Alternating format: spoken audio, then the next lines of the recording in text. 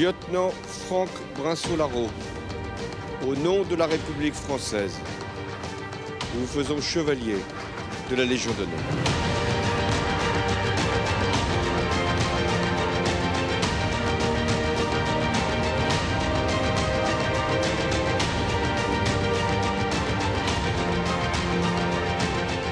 Ils ont tous les quatre été tués parce que juifs. C'est la plus révoltante des morts. La France sans les Juifs de France n'est pas la France. C'est là aussi le message des millions de Français. אלה אינם רק אויבי העם היהודי, אלה אויבי האנושות כולה.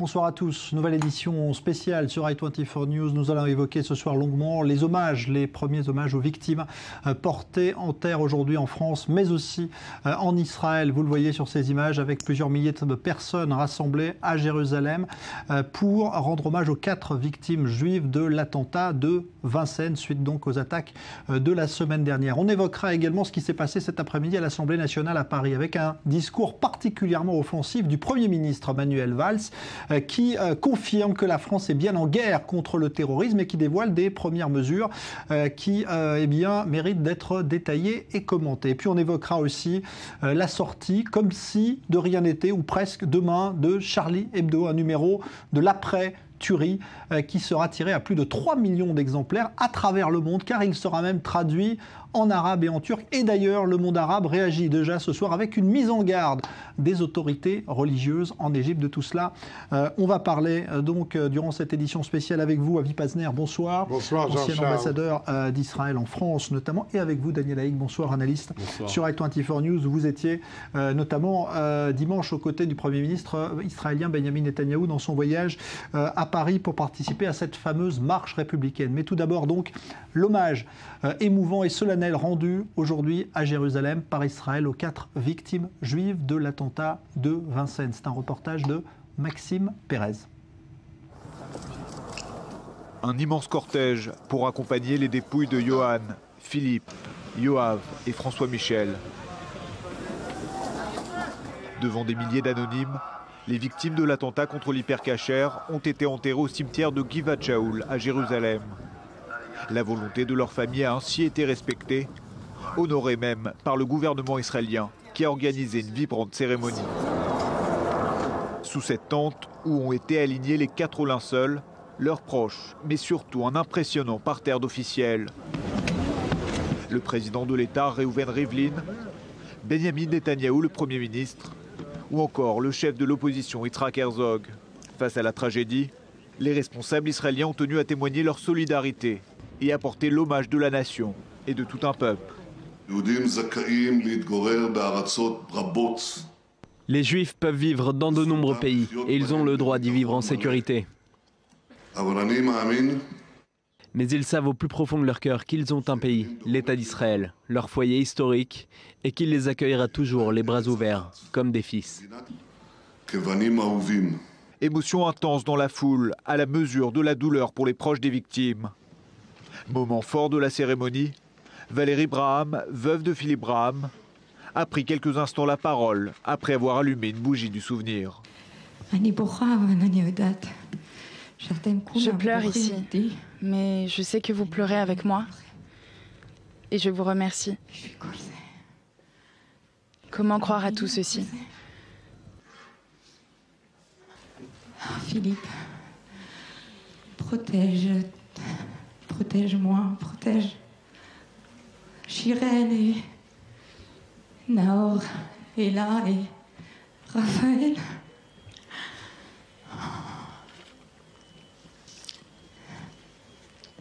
Merci beaucoup. Dernière à s'exprimer et seul ministre du gouvernement français à avoir fait le déplacement, Ségolène Royal a attribué la Légion d'honneur à titre posthume aux 4 victimes juives de l'attentat. Elle a aussi rappelé la détermination de la République à lutter contre l'antisémitisme. La France sans les Juifs de France n'est pas la France. L'antisémitisme n'a pas sa place en France.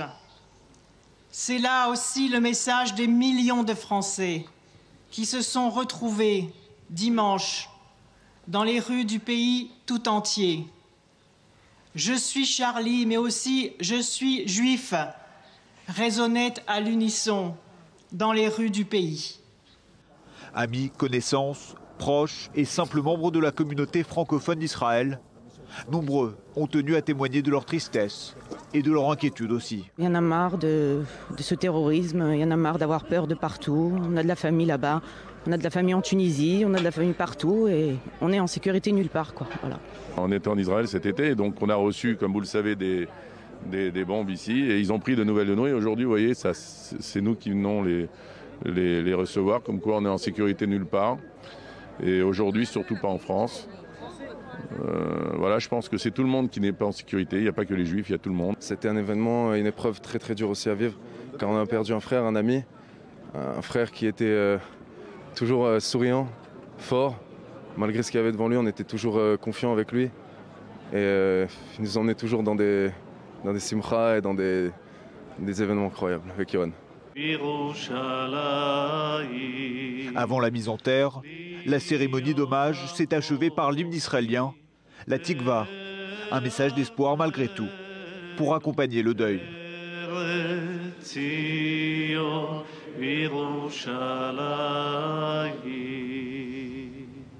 Voilà donc pour ce reportage de Maxime Pérez. On ira un peu plus tard à Paris retrouver l'autre hommage rendu à d'autres victimes, les policiers tués lors de ces attaques qui ont fait au total 17 morts. Alors Avi Pazner, finalement on retrouve là l'atmosphère qui présidait malheureusement à l'autre tuerie d'il y a quelques années, celle de Toulouse, où il y avait eu également des obsèques en Israël de victimes d'attentats contre des Juifs en France.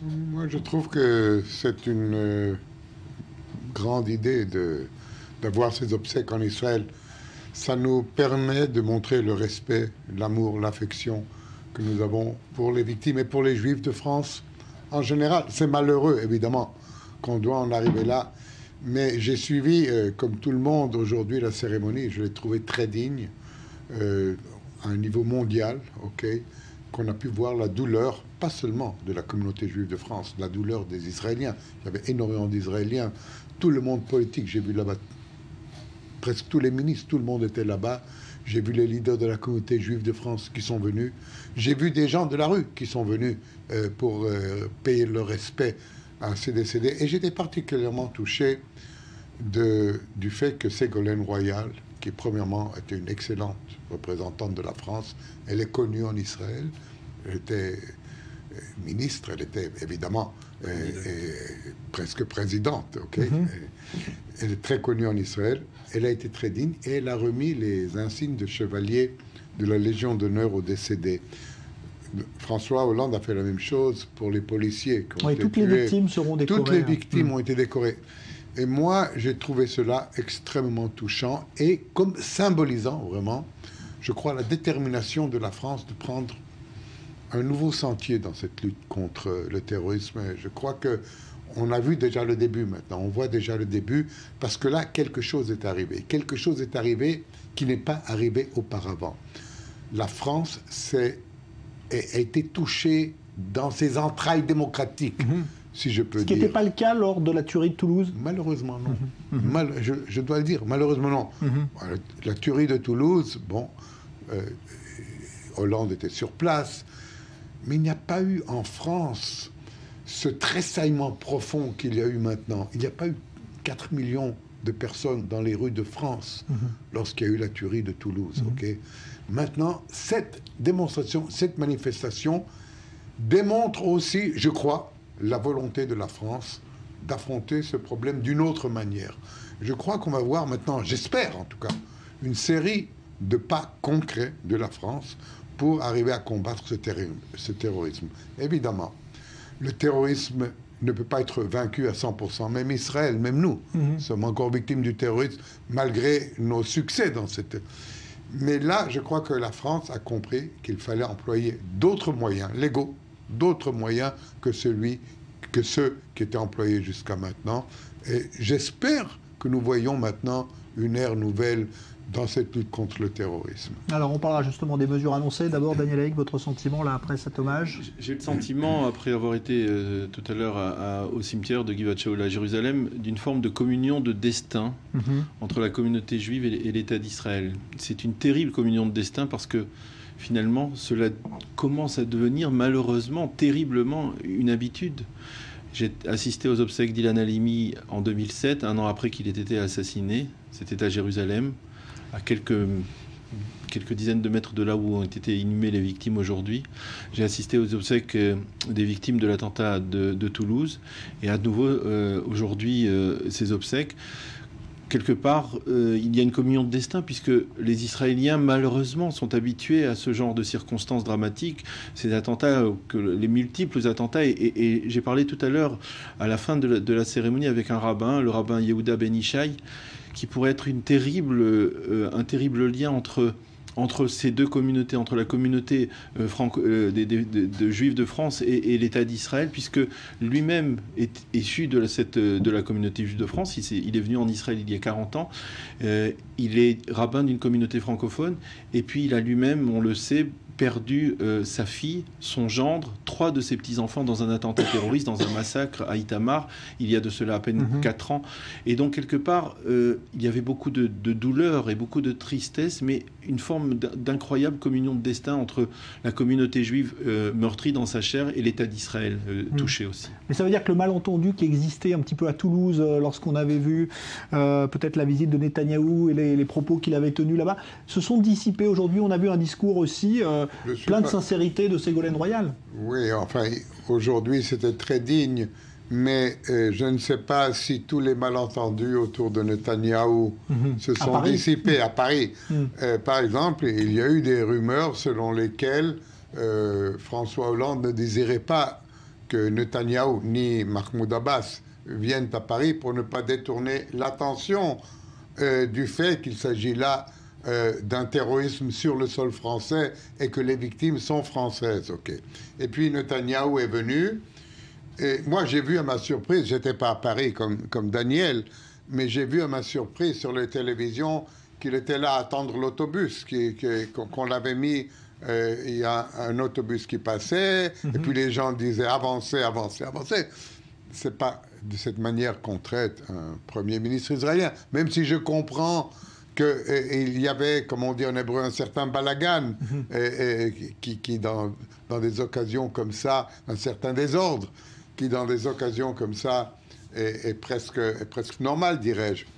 Et puis après, j'ai été étonné quand il y a eu la manifestation, tout au début, j'étais sur un des plateaux de la télévision israélienne, tout à coup j'ai vu au premier rang, il y avait Abou Mazen Mahmoud Abbas qui était au premier rang, et Benjamin Netanyahu au deuxième rang. Et je me suis dit, c'est quand même, quelqu'un aurait dû penser à mettre Netanyahou au premier rang. C'est quand même, il y a eu des victimes juives, il y a eu un attentat contre une épicerie cachère, c'est pas, c'est un tout.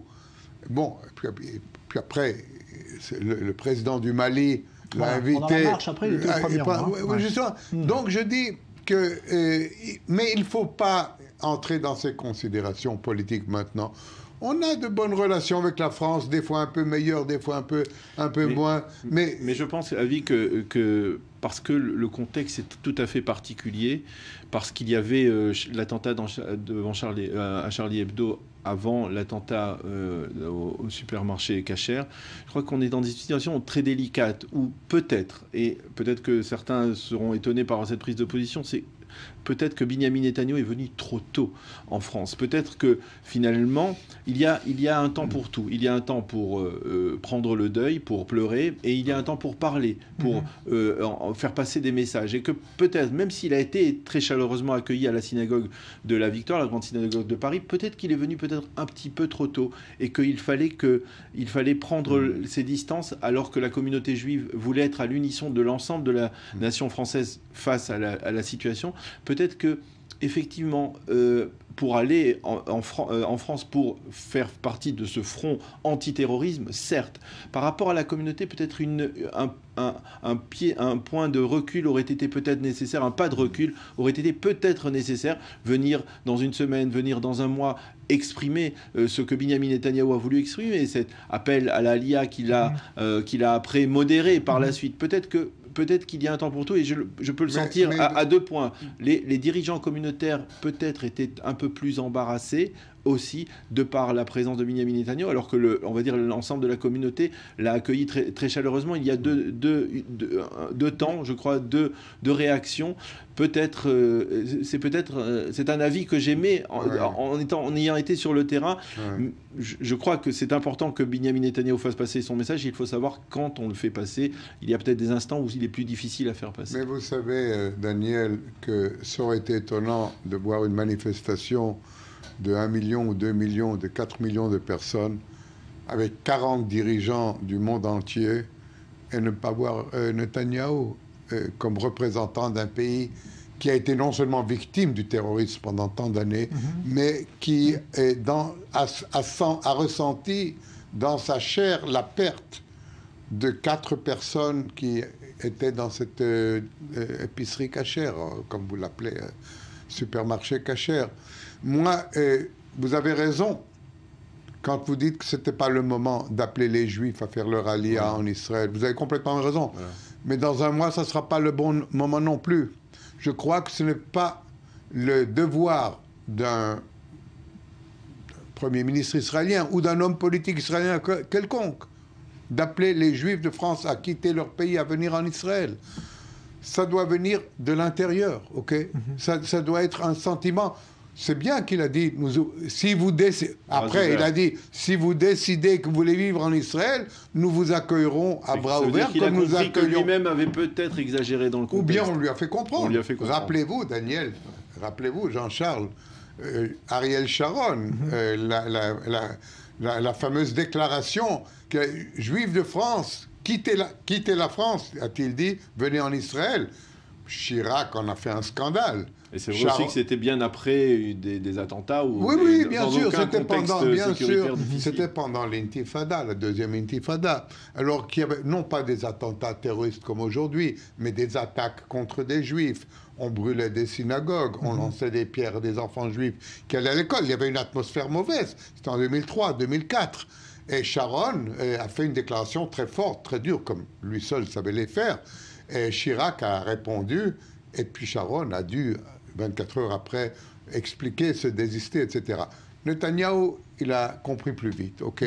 Et à la synagogue de la Victoire, il a déjà changé son discours, donc il n'y a pas eu de ricochet. Mais encore une fois, je dis, c'est pour ça qu'on a créé l'agence juive, pour que le gouvernement d'Israël ne se mêle pas d'appeler des ressortissants étrangers à venir en Israël. C'est pas ça la tâche d'un gouvernement, ni de Benyamin Netanyahou, ni du président Rivlin, ni d'aucun homme politique israélien. Bon, je pense que le message a été compris maintenant, puisqu'effectivement, on n'en a plus entendu parler. Alors, je voudrais qu'on parle justement de l'attitude de la France maintenant, et on va d'abord regarder comment, d'ailleurs, la France et son président ont rendu hommage aujourd'hui aux policiers qui ont été tués, les 3 policiers qui ont été tués lors de ces attaques. Hommage solennel de la nation, Leslie Rezoug. Ils sont morts pour que nous puissions vivre. C'est sur ces mots que François Hollande a ouvert l'hommage solennel rendu ce mardi à Franck Brinsolaro, Ahmed Merabet et Clarissa Jean-Philippe, les 3 policiers victimes des attentats sanglants qui ont endeuillé la France ces derniers jours. Accompagné du Premier ministre Manuel Valls et du ministre de l'Intérieur Bernard Cazeneuve, le chef de l'État est arrivé à 11h dans la cour de la préfecture de police. Ils se sont entretenus avec les familles des victimes très émues avant de souligner le courage et la détermination des 3 policiers. Cette femme, ces hommes étaient des policiers. Ils partageaient une volonté, celle de protéger leurs concitoyens. Ils avaient un idéal, celui de servir la République. François Hollande a également rappelé la diversité des parcours et des origines de Franck Brinsolaro, Ahmed Merabet et Clarissa Jean-Philippe, rappelant leur engagement pour servir leur pays, la France. Recouverts du drapeau tricolore, les 3 cercueils ont été ensuite transportés par des membres des forces de l'ordre devant une foule recueillie et silencieuse. À l'extérieur du bâtiment, des centaines de policiers se pressent aussi pour regarder la cérémonie retransmise sur écran géant. Leur insigne barré d'un ruban noir, ils rendent hommage à leurs collègues. C'est un moment de partage, de recueillement. On pense bien sûr à toutes les victimes, les policiers et les autres. On a plusieurs sentiments mêlés en fait. C'est entre le recueillement, la colère et la peur aussi, parce qu'il faut savoir que les policiers se sentent totalement démunis face à ces attaques. Les 3 victimes des frères Kouachi et d'Amédi Koulibaly ont ensuite été faits chevaliers de la Légion d'honneur à titre posthume. Peu après la cérémonie, Ahmed Merabet a été inhumé au cimetière musulman de Bobigny. Les dépouilles de Franck Brinsolaro et Clarissa Jean-Philippe devraient également être enterrées dans l'intimité. Voilà donc pour cet hommage rendu aux policiers tués lors de ces attaques. Daniel Ek, est-ce qu'on voit finalement que même l'opposition en France a salué l'attitude des autorités de l'exécutif, finalement, que ce soit François Hollande, Manuel Valls ou le ministre de l'Intérieur Bernard Cazeneuve? Vous trouvez aussi que la France a fait front dans cette tourmente qui a duré quand même plusieurs jours? Oui, j'ai le sentiment qu'effectivement, il y a une forme d'unité assez exceptionnelle. On la connaît aussi parfois ici dans la difficulté après des attentats terroristes ici en Israël. Et effectivement, la France fait front. On l'a vu même au moment du discours, après le discours de Manuel Valls à l'Assemblée, l'opposition, la majorité qui se lève pour applaudir. Il y a véritablement, je dirais que c'est le résultat quelque part d'un certain désarroi aussi, d'une certaine forme de détresse de la part des autorités sur la manière de gérer une telle situation. Et je crois que je ne sais pas si la droite aurait mieux géré cette situation que la gauche, mais en tout cas, il est clair que le gouvernement le gouvernement de François Hollande se trouve dans une situation extrêmement délicate, extrêmement difficile, et qu'il a besoin de l'ensemble de la nation. Cela serait très mal perçu par l'ensemble de la classe politique, le soutien de l'ensemble de la classe politique. Cela aurait été très mal perçu par l'ensemble de la population française qui a défilé dimanche à Paris et dans les autres villes de France si déjà des divisions internes avaient surgi sur la manière de gérer cette crise, sur la manière de faire face au terrorisme islamiste. Déjà, on en a vu, il y a eu des critiques, il y a eu des divisions sur l'exclusion de Marine Le Pen de la manifestation de dimanche, mais quelque part, il faut qu'il y ait un front commun politique en France pour faire face à ce défi que lance le terrorisme islamiste en France. Sinon, les chances de réussir sont très minces. Avi Pazner, vous trouvez que la France a fait front, a fait face? A fait front, a fait face. Mais j'aimerais prendre au vol ce qu'a dit le brigadier qui a été interviewé par vos services quand il a dit « Nous aussi, nous avons peur, nous les policiers, nous avons peur, car nous sommes démunis. » Qu'est-ce que ça veut dire démunis? C'est-à-dire, ils n'ont pas la possibilité de mener une lutte vraie, efficace contre le terrorisme. C'est un problème en France. C'est un problème en France. Si un policier a peur d'entrer dans un quartier, a peur d'appréhender quelqu'un, a peur d'arrêter un suspect, parce qu'il peut être poursuivi après, parce que la loi ne le permet pas, il y a quelque chose quand même qui cloche. C'est vrai, la France a fait face dignement à ces actes de terrorisme. Mais maintenant, une fois les victimes honorées, enterrées malheureusement, il faut penser au lendemain. Il faut penser, est-ce que ça peut arriver encore une fois? Est-ce que nous sommes prêts à l'éviter? Est-ce que nous sommes prêts à le combattre? Donc, il faut ici un changement. Vous avez mentionné, Daniel, que Valls a été applaudi à l'Assemblée nationale aujourd'hui. J'espère, et j'espère qu'il prendra l'occasion, s'il y a cette unité nationale autour du combat contre le terrorisme, j'espère que le gouvernement fera passer maintenant les législations nécessaires, les mesures nécessaires à un combat efficace contre le terrorisme. C'est maintenant ou jamais. C'est maintenant ou jamais. Je crois qu'il faut peut-être être un peu indulgent. Peut-être qu'effectivement, dans certains services, on a du mal à comprendre la mentalité de ces terroristes qui revenus de Syrie, d'Irak. J'écoutais la semaine dernière sur une chaîne française un expert qui essayait d'expliquer rationnellement une attitude de prime abord irrationnelle de ces terroristes. C'est-à-dire qu'il pouvait y avoir une réaction rationnelle des terroristes qui se trouvaient donc dans le petit village en Seine-et-Marne et qui était encerclé par les forces de sécurité, par rapport aux terroristes, par rapport à Koulibaly qui était donc dans l'épicerie cachère. Est-ce que si la réaction de l'un dépendait de la réaction des deux autres, est-ce que ce sont des considérations totalement rationnelles dans une circonstance qui n'est pas du tout rationnelle, face à un ennemi qui n'est pas du tout rationnel? Et là, je crois qu'il faut que les autorités françaises fassent un switch, comme on dit en anglais, un changement de mentalité, et comprennent qu'ils ne sont pas face à un ennemi, face à des délinquants, face à un ennemi rationnel, mais face à véritablement un djihad islamique qui sont des fous de Dieu et qui ne réagissent malheureusement, en tout cas pas de manière rationnelle. Et c'est un obstacle auquel Israël s'est confronté au début et a réussi à surmonter. Il faut surtout reconnaître la menace. Parce que je vous rappelle, il y a à peine un mois, quand des fanatiques criant Allahu Akbar ont pris leur voiture et sont entrés dans la foule, on a décrit ça comme des actes de déséquilibrés. On n'a pas voulu voir ici un acte de terrorisme, et c'était clairement un acte de terrorisme, évidemment complètement différent de celui de Charlie Hebdo, complètement différent de celui des hypercachers.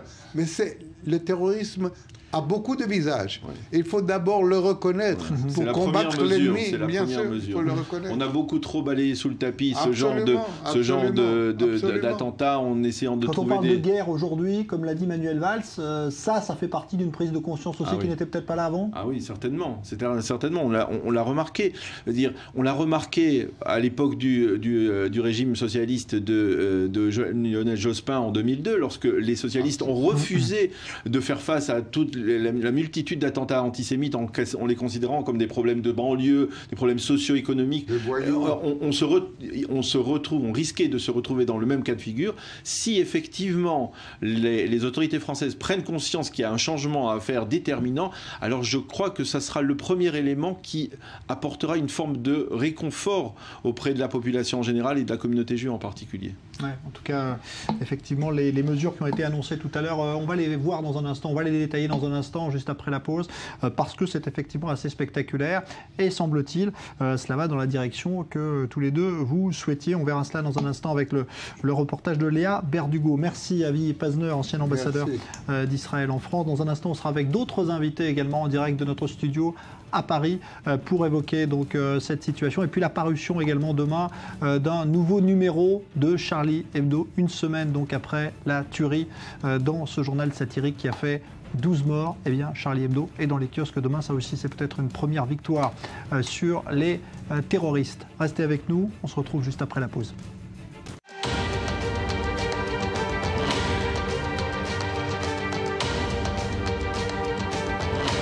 Lieutenant Franck Brinsault-Larreau, au nom de la République française, nous vous faisons chevalier de la Légion d'honneur.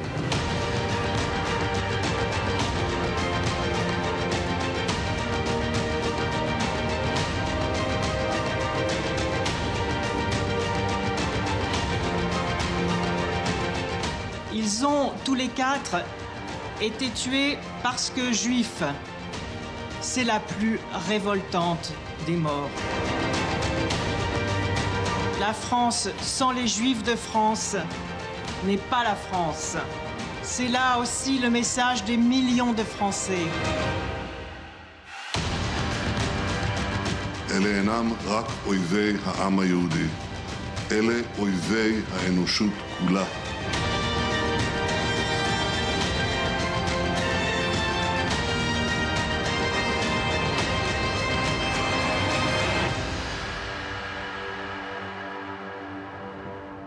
Suite de cette édition spéciale sur i24 News, on est toujours avec Daniel Haïk, analyste politique. Je voudrais qu'on voit déjà ce qui va se passer demain, parce que c'est un symbole aussi très fort.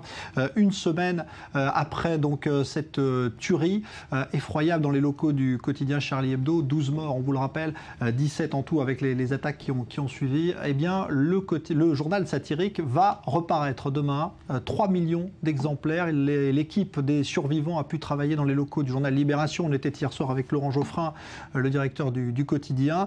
Et il y a déjà d'ailleurs des réactions qui sonnent comme des mises en garde dans le monde arabe. Regardez, reportage, explication, Julia Ganancia. Charlie Hebdo n'est pas mort. L'hebdomadaire satirique sera bien dans les kiosques mercredi 14 janvier, comme toutes les semaines. Accueillie dans les locaux de Libération, la rédaction a repris le travail, comme si de rien n'était. Pour preuve, le dessin de une représente le prophète Mahomet, un Mahomet avec une larme et tenant une pancarte « Je suis Charlie ». Le prophète reprend ainsi à son compte le slogan mondial apparu après les attentats. Au-dessus du dessin, 3 mots « Tout est pardonné ». Luce, le dessinateur de Charlie Hebdo, visiblement très ému, s'explique. Ce n'était pas la une que les terroristes voulaient qu'on fasse, parce qu'il n'y a pas de terroristes là-dedans. Il y a juste un homme qui pleure, un bonhomme qui pleure. C'est Mahomet. Je suis désolé, on l'a encore dessiné. Mais le Mahomet qu'on a dessiné, c'est un bonhomme qui pleure avant toute chose. Je vous remercie. Face à l'avalanche de demandes en France et à l'étranger, le tirage du numéro a été porté de 1 à 3 millions d'exemplaires, un chiffre exceptionnel dans l'histoire de la presse. Même George Clooney et Arnold Schwarzenegger se seraient abonnés. Dans les coulisses, les réseaux de distribution de la presse se préparent à satisfaire une demande mondiale énorme. Le distributeur MLP enregistre depuis plusieurs semaines des commandes émanant des organismes les plus divers et réclame parfois des milliers de copies. C'est incroyable, on a eu des demandes de municipalités, d'entreprises, de venant de l'étranger. On a un jeune Italien de 14 ans qui nous a envoyé un mail pour dire est-ce que je peux en acheter un, en réserver un. À l'export, où Charlie Hebdo ne vendait que 4000 exemplaires, le MLP prévoit d'en expédier 300 000. Le titre sera présent pour la première fois aux États-Unis et au Royaume-Uni. Il sera traduit en anglais, espagnol et arabe pour la version numérique, ainsi qu'en italien et turc pour la version papier. Et le Conseil français du culte musulman a de son côté appelé ce mardi la communauté musulmane à garder son calme. Mais dans le monde arabe, l'autorité religieuse égyptienne a d'ores et déjà dénoncé la prochaine une. Ce nouveau numéro ne plaira donc pas à tout le monde, mais qu'importe, Charlie veut garder son esprit, faire rire avant tout. Voilà donc disponible demain et déjà d'ailleurs semble-t-il dans certains endroits des pénuries annoncées donc pour les ventes de ce journal qui, il faut le rappeler, était en quasi-faillite il y a quelques jours malheureusement avant cette tragédie. Alors Daniel Haïk, c'est un message aussi envoyé. Oui, mais j'ai un peu de mal à comprendre le message de tout est pardonné. Je voulais savoir si peut-être que le rédacteur l'a expliqué. Est-ce que c'est tout est pardonné, c'est Mahomet qui parle, ou alors est-ce que c'est je pense que c'est le message du journal. Est-ce que c'est le message du journal et que le journal est déjà dans la phase de pardon par rapport à ce qui s'est passé? Ce serait intéressant de le savoir parce que quelque part, est-ce que l'on peut déjà pardonner une semaine après un attentat aussi grave, aussi douloureux? Il y a aussi une façon de dire on persiste et on signe parce qu'on remet Mahomet dès le numéro d'après cette tuerie, ce qui est aussi un message fort envoyé. Oui, je crois, effectivement, c'est-à-dire il y a une volonté de continuer à dessiner, continuer à faire passer un message à travers la caricature, mais je serais vraiment intéressé de savoir pourquoi ces 3 mots, tout est pardonné, figurent donc sur cette édition de Charlie Hebdo. En tout cas, ce qui est sûr, c'est que cette tragédie évidemment n'est pas près de s'effacer dans les esprits. On voit aussi déjà une première mise en garde aujourd'hui de la part de l'autorité musulmane d'Égypte, qui est une autorité qui a une certaine résonance dans le monde arabe. Est-ce qu'on craint encore, Daniel Haïk, de nouvelles menaces? Écoutez, il faut rappeler que les autorités musulmanes en France avaient porté plainte contre Charlie Hebdo il y a de cela plusieurs années. C'est pas le cas aujourd'hui. Alors voilà, c'est-à-dire porter plainte, c'est tout à fait légal, tout à fait légitime de la part d'un culte qui se sent offensé. Ça c'est tout à fait, c'est dans la légitimité. Prendre un Kalachnikov et tirer, ça c'est du terrorisme, et je crois que quelque part on fait la différence aujourd'hui. Je ne sais pas, je suppose que les Égyptiens, les dignitaires égyptiens n'ont pas l'intention de prendre un Kalachnikov, mais peut-être qu'ils ont l'intention d'exprimer une forme de déception par rapport à cette première page. Mais pour l'instant, je pense qu'on ne peut pas aller au-delà Alors on ira dans un instant à Paris retrouver nos invités, mais je voudrais qu'on voit aussi comment les Israéliens de la rue ont réagi, eux, à ce qui s'est passé la semaine dernière, et notamment cet attentat de Vincennes qui a visé des Juifs de France, 4 morts qui ont été inhumés, vous l'avez vu tout à l'heure dans ce reportage de Maxime Pérez aujourd'hui à Jérusalem. Est-ce que c'est l'antisémitisme qui préside à ces attaques terroristes en Europe, ou est-ce que c'est une menace qui vise spécifiquement l'Europe? C'est une question posée à des Israéliens aujourd'hui. Écoutez les réponses. Je pense que le terrorisme qui frappe aujourd'hui la France va s'élargir sur toute l'Europe. Le terrorisme ne vise pas seulement les Juifs, mais tous les citoyens européens, dont les Juifs qui sont une proie facile. Je pense que ce terrorisme vise tout le monde civilisé et en particulier les Israéliens et le peuple juif présent partout dans le monde. Nous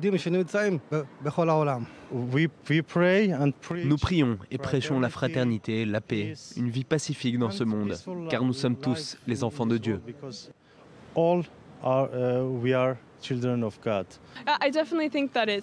Je crois que ces actes visent les Juifs et l'Europe, mais je dirais qu'ils visent plus particulièrement les Juifs et Israël.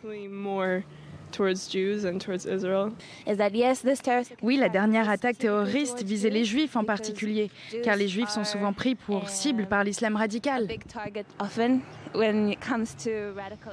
Voilà la réaction recueillie donc à Tel Aviv-Yafo aujourd'hui à propos de ces attaques terroristes. Alors on va maintenant retourner à Paris dans notre studio avec 2 invités qui sont là et que je salue. Bonsoir Alexandre Arcadi, réalisateur notamment du film 24 jours. Merci d'être là. Bonsoir à vous Lydia Guirouz. Bonsoir. Je rappelle que vous avez publié un livre il y a quelques semaines qui fait du bruit parce qu'il est précisément, on est dans le sujet de ce dont on va parler d'ailleurs avec vous et qui s'intitule Allah est grand, la République aussi. C'est un thème qui est évidemment est dans l'actualité, surtout après ce qu'a dit Manuel Valls. On va en parler dans un instant. Mais juste avant, Alexandre Arcadi, je voudrais avoir votre opinion parce que on n'a pas entendu beaucoup, c'est vrai, les artistes ces derniers jours, les acteurs, les chanteurs, parce que la parole, évidemment, vu l'actualité, c'était les experts, c'était les politiciens.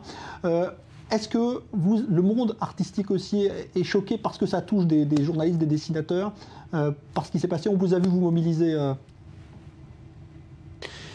D'abord, c'est pas l'artiste qui parle, c'est le citoyen d'un pays, et un pays qui est meurtri, et un citoyen français qui réagit comme les autres. Et ce qui a été extraordinaire, c'est que ces citoyens français se sont mis debout, enfin une grande partie. Et comme disait quelqu'un, les 4 millions de Français qui étaient dans la rue étaient une chose magnifique. Mais moi, j'ai tendance à penser à ceux qui n'y étaient pas. Et c'est ça qui me préoccupe. Donc en tant qu'artiste, évidemment, je m'étonne d'une certaine manière du silence de mes camarades d'origine maghrébine, qui ont une influence extraordinaire dans ces banlieues qui sont ces banlieues qui est traversée par ces idées fanatiques, nauséabondes. Et ce silence m'interpelle. Mais au-delà de ça, ne faisons pas de polémique. Il y a eu aujourd'hui à l'Assemblée nationale, pendant les obsèques à Jérusalem, pendant la cérémonie aux Invalides, une telle communion, il y avait un tel élan magnifique qu'il faut faire fi de ces petites choses que l'on peut regretter et se dire que c'est quand même malheureux. Et je pèse mes mots, qu'il faille malheureusement attenter à la vie de citoyens, de journalistes, comme ce qui a été fait chez Charlie, pour que l'on prenne en compte la réalité aussi de cette montée d'un islam radical, tortionnaire, barbare. Et je suis heureux que la France se mobilise. Je suis triste de penser qu'au moment de Toulouse, au moment d'Ilan, Halimi, il n'y ait pas eu cette même communion nationale pour s'élever déjà contre cette barbarie et ce fanatisme. Voilà, c'est un regret que j'ai au fond de moi, mais aujourd'hui tout ça est balayé au profit d'une volonté de faire face, de ne pas baisser la tête et de se dire on est là, et on ne mesurera plus les rapports entre eux et nous, parce que nous sommes en guerre. Le Premier ministre l'a dit, nous sommes en guerre, et cette guerre, on va la gagner. Ouais. Alors restez avec nous, évidemment, Alexandre Arcadi. J'aurais justement une question à vous poser à propos d'Ilan Halimi et de votre film. Mais d'abord, Lydia Guirouz, vous qui justement vous préoccupez de ce sujet et de ce communautarisme. Aujourd'hui, Manuel Valls a prononcé des paroles très importantes à l'Assemblée nationale. Il a l'air d'avoir pris la mesure de ce problème que vous dénonciez, vous, dans votre livre. Bon, écoutez, j'ai envie de vous dire que malheureusement, il a fallu attendre qu'il y ait 17 victimes pour qu'ils prennent enfin la mesure de ce qui se passe réellement en France, dans des quartiers qui sont devenus des ghettos, dans des quartiers où des imams islamistes radicaux qui prônent la haine de la France et la haine du juif sont écoutés, sont entendus, gangrènent les esprits de nombreux jeunes. Donc oui, aujourd'hui, ils ont pris conscience de cela. J'espère que ça va durer, car comme le disait Monsieur Arcadi, il y a eu beaucoup de signaux avant cette tragédie. Il y a eu aussi l'affaire de Créteil, où une jeune femme a été violée, où une famille a été terrorisée parce qu'elle était juive, cette famille-là. Donc l'antisémitisme est un véritable problème dans les quartiers les plus populaires en France. Il va falloir traiter ce sujet, et pour traiter ce sujet, il va peut-être falloir cesser aussi une certaine forme d'angélisme. Il va falloir cesser de trouver des excuses, être beaucoup plus ferme sur nos principes, parce qu'en France, il y a certes beaucoup de droits, mais maintenant on va devoir rappeler qu'il y a aussi des devoirs, qu'il y a aussi des règles qu'il faut respecter, et il va falloir sortir de nos quartiers, de notre France et de notre République, l'islam radical qui humilie les musulmans, comme je prendrai l'exemple simplement de la burqa qui a été interdite en 2010, et aujourd'hui on trouve énormément de burqas en France, et cela humilie véritablement les musulmans qui, lorsque j'écoute mes parents, lorsque j'écoute mes aînés, je n'ai jamais entendu une seule phrase antisémite dans leur bouche. Pour eux, en Algérie, puisque je suis née en Algérie, lorsqu'ils me racontaient l'Algérie à cette époque, les Juifs étaient leurs frères, les Juifs étaient leurs amis, les Juifs étaient leurs voisins. Et il faut qu'on retrouve cette fraternité, et il faut que l'on cesse aujourd'hui de fermer les yeux et de faire des constats qui ne nient pas la réalité. Alors Alexandre Arcadi, justement, puisque vous connaissez bien aussi ce thème des Juifs et des musulmans qui cohabitaient en Algérie, mais sur votre film 24 jours, aujourd'hui Ségolène Groyan à Jérusalem, lorsqu'elle a mentionné les victimes de la barbarie juive en France, elle n'a pas mentionné Ilan Halimi. Est-ce que vous mettez l'affaire Ilan Halimi dans la même lignée de ces djihadistes qui tuent à Toulouse ou à Vincennes ? C'est le premier traumatisme national. C'est la première fois que l'on tue un garçon parce qu'il est juif en France. Il y va même je veux dire que il y a quelque chose d'une espèce de chaîne incroyable, inéluctable entre Ilan, entre Toulouse, entre Bruxelles et aujourd'hui Vincennes et Créteil, évidemment. Non, je trouve qu'il y a un lien absolument essentiel de démonter le mécanisme. Et là, on le comprend, ça arrive de très loin et depuis longtemps. Il y a une pollution des esprits. Mais tout à l'heure, on était en train d'évoquer l'Algérie. Je suis un enfant d'Algérie. J'ai vécu mon enfance en Algérie. J'ai vécu pendant les années en Algérie les plus troubles de cette guerre. Eh bien, je peux vous dire que jamais on a ressenti de la haine. On a ressenti une exclusion. Nous étions dans un creuset qui était fraternel, au-delà des clivages politiques d'identité nationale. Mais il y avait une véritable union sacrée, puisque ce terme peut être utilisé pour cette population qui vivait dans la coexistence la plus incroyable. Et ça a été le cas pendant longtemps en France, il ne faut pas l'oublier, parce qu'aujourd'hui on nous dit oui, il a été orphelin, oui, il habite une cité, oui, il a eu des problèmes. Écoutez, moi je suis rentré d'Algérie, on n'avait rien. En 62, on n'avait rien. Avec mes frères, on s'est installé dans une cité, la cité Balzac, à Vitry. Nous étions 5 frères. On a vécu pendant 10 ans dans cette cité. Nous ne sommes pas venus des délinquants. Nous ne sommes pas venus des terroristes. On a continué notre vie. On s'est inséré dans ce pays qui nous accueillait, qui était la France. Et on a rempli notre devoir de citoyen en étant français et respectable. Daniel Haïg, vous vouliez dire un mot? Oui, je voudrais revenir sur Ilan Halimi. Je crois qu'on l'a très bien défini au lendemain de l'assassinat d'Ilan Halimi. Ilan Halimi était le canari dans la mine. C'était le premier indice qu'un danger pesait sur la communauté juive de France. Et je crois que quelque part, s'il y a une onde de choc dans la communauté juive aujourd'hui, elle est d'une intensité moindre que celle qui a été provoquée après Ilan Halimi, après Toulouse. Et que quelque part, je dirais qu'une partie de la communauté juive a déjà réagi. Et cette réaction, on la trouve à travers une forme de départ. Et c'est ce qui est peut-être problématique. Et c'est ce qui inquiète aussi les autorités françaises. Un départ vers Israël. 7000 juifs de France se sont installés en Israël en 2014. Et des juifs de France qui sont partis ailleurs aussi. Et puis concernant l'Algérie, effectivement, mais moi aussi, je suis natif d'Oran, mais je me souviens aussi que mon père et mon grand-père ont dû quitter précipitamment l'Algérie parce qu'on les a menacés. Mon grand-père,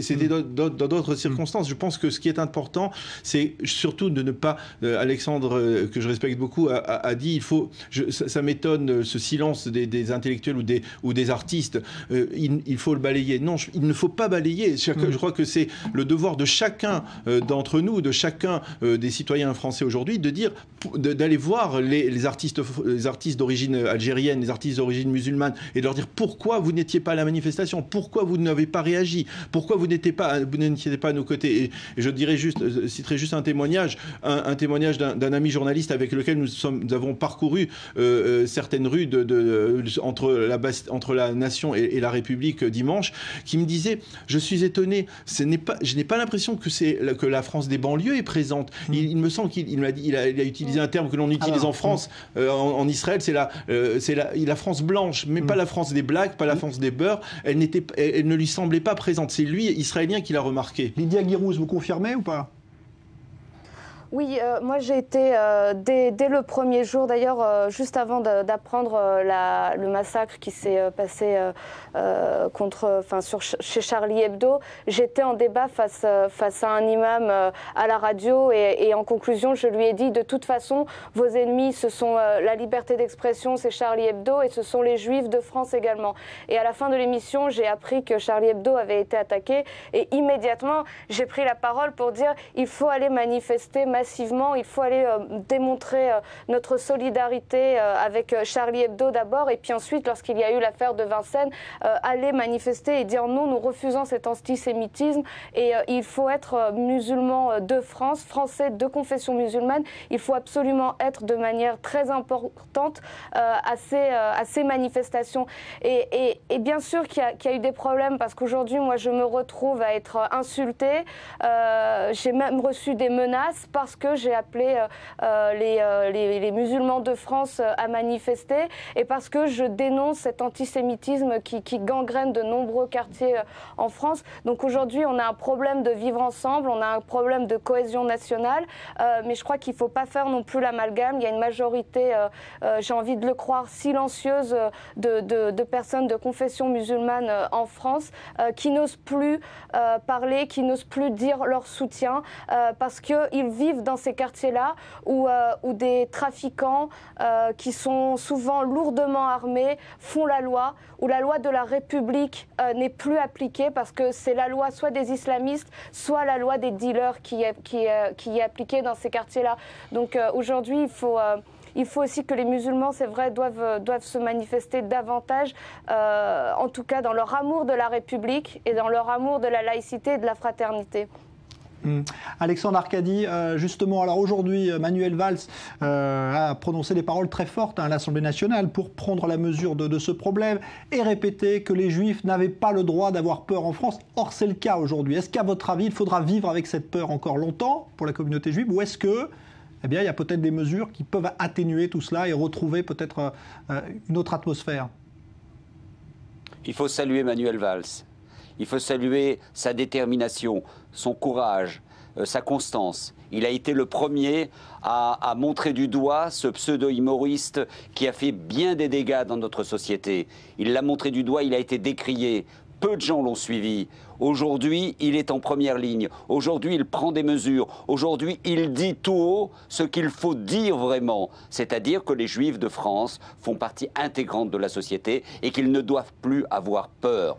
Mais la réalité en est autrement, malheureusement. Il va falloir prendre des mesures, prendre sur nous pour pouvoir réagir, s'organiser, faire en sorte que cette crainte que veulent nous infliger les islamistes, d'abord, n'existe plus et fasse en sorte qu'on puisse suffisamment mobiliser la population pour que les choses changent. Moi, je suis étonné et à la fois étonné et surpris, mais c'est d'une bonne surprise. Depuis dimanche, je ne sais pas si c'est une impression, je ne sais pas si c'est quelque chose que j'imagine, mais dans la rue, dans le quotidien depuis 24 heures, j'ai l'impression que les choses ont changé dans le comportement des uns et des autres. Il y a une forme de civilité, une forme de, j'allais dire de respect, oui. On regarde l'autre différemment, même si on regarde certains avec méfiance, parce qu'on est obligé d'être méfiant aussi dans la situation d'aujourd'hui. Lydia Guirouz, quand Manuel Valls dit on va empêcher maintenant le dénigrement de la République, ce qui se passe par exemple dans certaines écoles, et qui effraie aujourd'hui. Ça vient d'où, à votre avis? C'est quoi? C'est un problème d'éducation, de milieu familial? J'ai pas entendu votre question. C'est un laisser-aller. Un laisser-aller concernant les enfants qui, dans la dérive d'un refus de cette minute du silence et la refus. Oui. Et là, c'est un laisser-aller de l'ensemble des responsables. D'abord, des parents.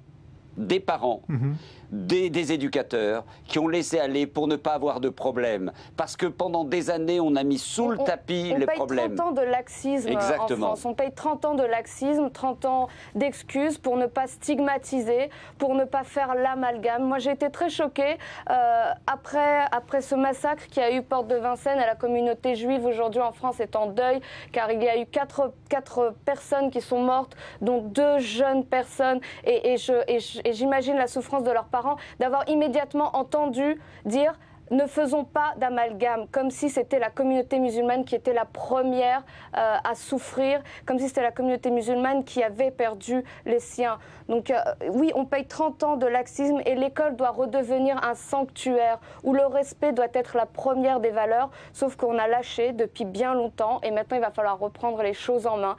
J'imagine que l'uniforme peut être une première voie. Je pense que les professeurs doivent être mieux armés. Il faut aussi plus de sanctions. Ce n'est pas normal d'avoir entendu au lendemain de ces massacres des enfants crier dans les cours d'école « Kalash, Kalash ». Il y a eu l'unité nationale dimanche, mais je crois que cette unité nationale n'était pas dans toute la France et en tout cas n'était pas dans beaucoup de quartiers et notamment de banlieues en France. Et aujourd'hui, il va falloir faire la guerre à ces personnes-là et à ces mentalités-là pour que l'on puisse revivre ensemble, mais véritablement revivre ensemble.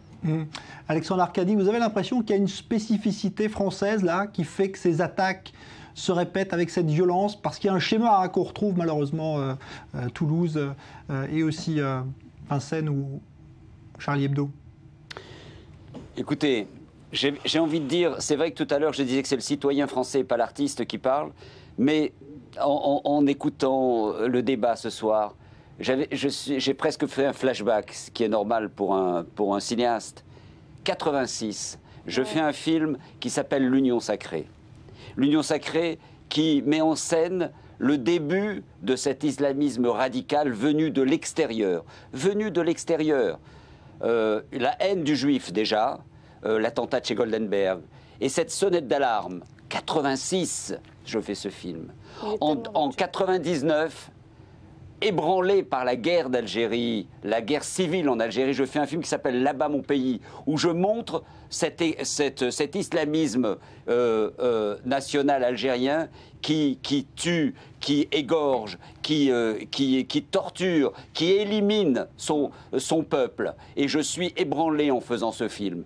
Et l'année dernière, après les attentats de Toulouse, Après, évidemment, la mort d'Ilan, j'ai tenu à faire ce film 24 jours parce que je trouvais que c'était répondre au cri d'une mère qui disait, Madame Halimi, Ruth Halimi disait « Je veux que la mort d'Ilan serve à donner l'alerte ». Et c'est de cette alerte-là dont elle parlait et personne n'a écouté, personne n'a vu venir les choses. On n'a pas pris en compte cette énorme déferlante qui allait perturber notre nation et arriver à cette tuerie de Vincennes et évidemment au massacre de ces journalistes à Charlie Hebdo. Merci beaucoup Alexandre Arcadi. Lydia Guirous, un dernier mot très court parce qu'il nous reste moins de 2 minutes, mais être musulmane aujourd'hui en France, avec les idées que vous défendez, est-ce que c'est très compliqué ? Non, moi je suis pas d'accord. Enfin, avec tous ceux qui disent que c'est compliqué d'être musulman en France. Tout d'abord, avant d'être musulmane en France, je suis française, citoyenne française. Et ensuite, ma religion, je la garde dans la sphère privée. Je respecte un des principes fondamentaux de notre pays, qui est la laïcité. Donc, pour moi, on m'a élevée avec la religion, ça se passe à la maison, donc je ne crois pas que ce soit difficile d'être musulman en France. D'ailleurs, on l'a montré, la France, ce n'est pas un pays de racistes, comme certains aimeraient nous le faire croire, puisqu'immédiatement, après tous ces attentats, toute cette barbarie, les premières pensées ont été, pour beaucoup de journalistes, vers la communauté musulmane. Donc en France, il fait encore bon de vivre, et j'ai juste un mot à dire, c'est que je serais vraiment peinée de voir la communauté juive quitter la France alors qu'ils ont été parmi les fondateurs de la République. Et je pourrais citer Léon Blum, je pourrais citer Pierre Mendès France, Servan Schreiber ou Simone Veil. Les Juifs de France doivent rester en France. On a besoin d'eux et la République a besoin d'eux. Merci beaucoup, ce sera le mot de la fin. Merci beaucoup Lydia Guirous, auteur, je le rappelle, chez Lattès de Allah est grand, La République aussi. Merci à Alexandre Arcadi en duplex de Paris. Merci à vous, Daniel Haïk. Dans un instant, on va se retrouver avec un débat consacré à un procès fleuve qui se tient aux États-Unis et qui vise pour la première fois l'autorité palestinienne.